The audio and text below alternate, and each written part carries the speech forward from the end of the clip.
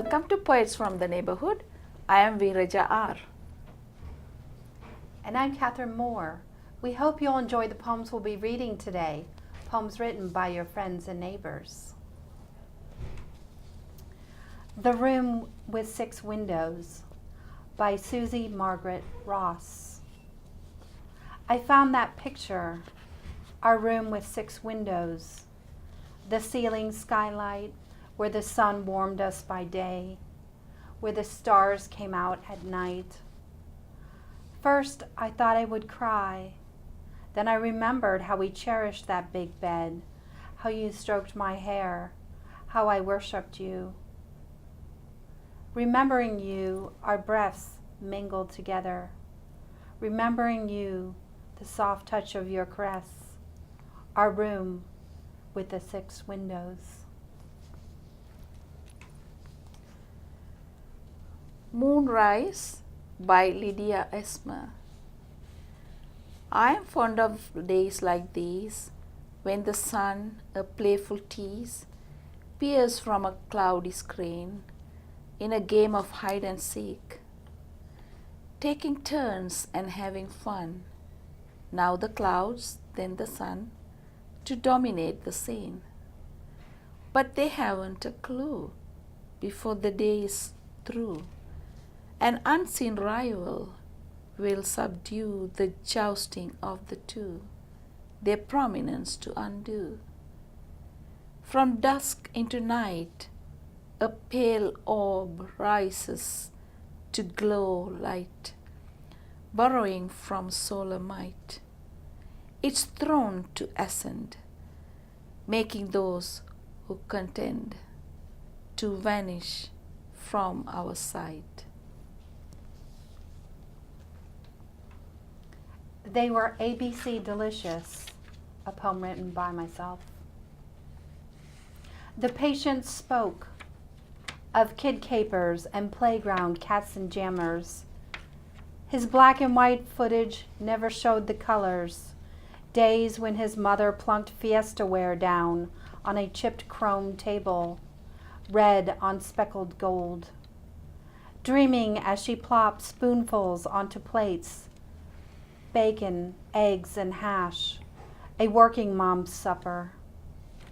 The boy would rather have had 3 bowls of happiness in the sugary heaven of Alphabet's cereal, where he could keep stirring and someday find the word father. But this boy wordlessly shelved his catcher's mitt, then washed his hands before the praying. He'd take his choice of 3 unmatched chairs, a robin's egg blue, tang orange, or that awful faux bois. The boy always took blue, his mother tangerine. They'd bow heads together, back in those days of a happy yellow kitchen, far from these white walls with worn clocks. Like the incessant ticking sounds of his elementary school, he would say, as his stories whistled along, loopy as barefoot boys gone fishing, as if it all came full circle, out, around, and back, like the boomerang design on the Formica tabletop.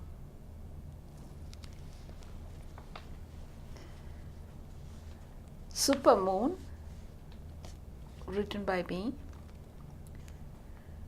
Last supermoon saw my great-grandmother, today my children. Last supermoon traversed a British empire, today mostly free world. Looking at an old picture by Louise Colln.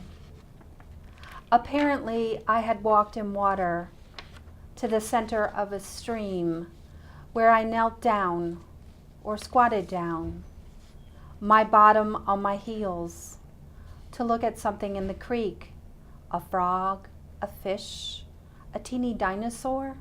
Where? Somewhere in the mountains. Somewhere in those mountains, I waded deeper water to let my fingers lay close against the three-toed track of a rhinoceros, traveling with Mabel, who mentioned that my shoes were wet.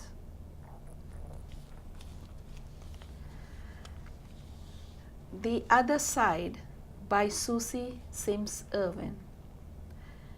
It is the wind that changes, blowing us this way and then that, just as we get set in our minds. It is the wind that changes, east across the hills, then swirling in from the north to reshuffle the settling leaves, rolling them over backwards, exposing truth we didn't know were there. It is the wind that changes, else we would never ever see the other side of things. Thank you for watching Poets from the Neighborhood. We hope you'll join us again soon.